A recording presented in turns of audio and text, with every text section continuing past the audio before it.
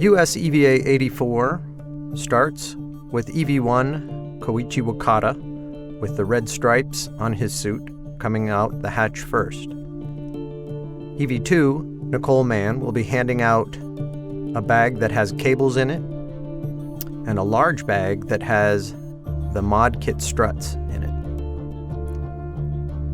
Koichi will put the cable bag onto his body restraint tether and be prepared to hand the strut bag to Nicole as she comes out of the hatch.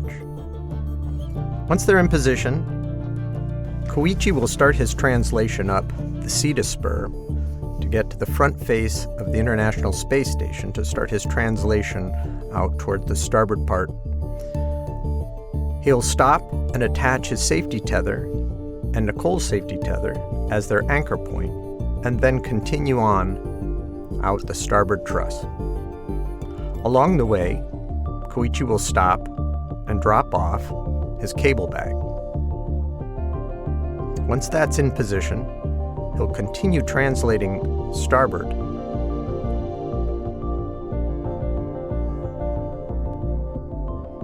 As he moves along the truss, he'll stop and he'll put down what we call a green hook, which allows him to go the rest of the way. Nicole will close the thermal cover. She'll have the MMOD strut bag on her body restraint tether and follow the same path that Koichi did.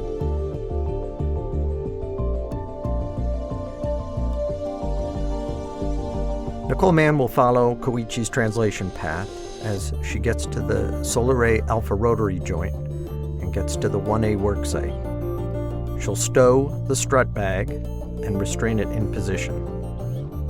Once that's done, she'll make her way back to the crew and equipment translation aid attached to the mobile transporter and retrieve the articulating portable foot restraint with an extender. Once she has that attached to her body restraint tether, she'll make her way outboard towards the starboard end and her worksite at the 1 Alpha beta gimbal assembly. She'll install this foot restraint and position it for the work she's going to do shortly. Nicole will collect part of what we refer to as the upper triangle, which is sections of truss that are part of the mod kit assembly. This will become the beginning backbone of the entire mod kit. These struts are put into position and bolted together. While Nicole is working on that, Koichi heads out to the 1B beta gimbal assembly and tightens 2 collar bolts on the right-hand side and left-hand side of the 1 Bravo mod kit. Koichi will translate back inboard and join Nicole at the 1A worksite. Nicole will translate over to the articulating portable foot restraint and ingress. Koichi positions the upper triangle and hands that up to Nicole. Nicole takes the upper triangle and drives 4 bolts to attach it to the beta gimbal assembly. Koichi hands up the lower strut and the mid strut and then translates to get into position to install them.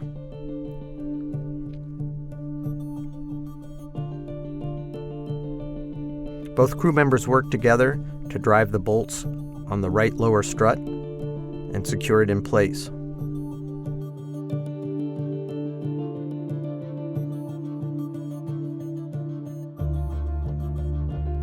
Once the lower strut's installed, Koichi repositions to install the mid strut. Again, the 2 crew members work together to get the right mid strut in place and drive the bolts which hold it.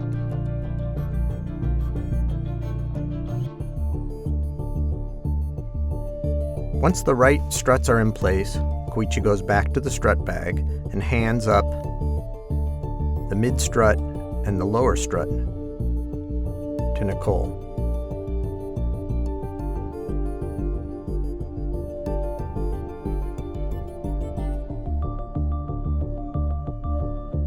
Nicole ingresses the foot restraint. And the two crew members work together to install the left-hand lower strut.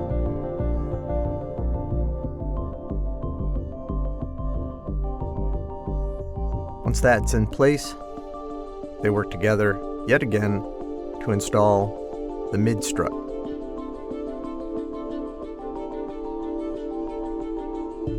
Once all the struts have been put in place, they drive the final collar bolts, which rigidize the whole system in place. They put the multi-layer insulation back in place to cover up all of the metal components.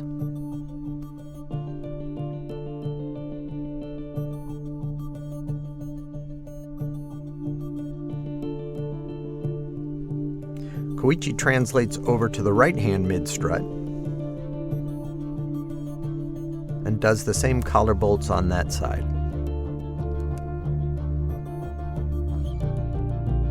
Once the collar bolts have been driven in place, Nicole can egress the foot restraint and start routing the IROSA cables.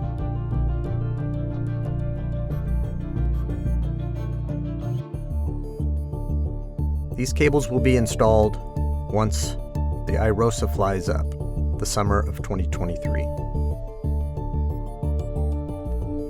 Koichi then routes the cables on the right-hand side, and that completes the installation of the mod kit.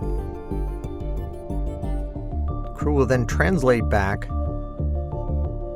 and stow the articulating portable foot restraint.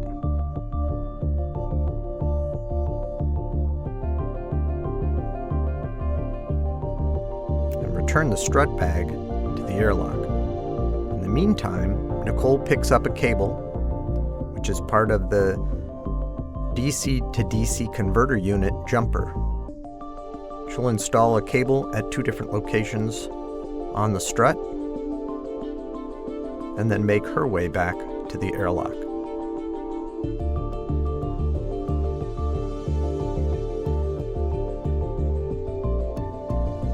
Both crew members will meet back at the airlock, open up the thermal cover.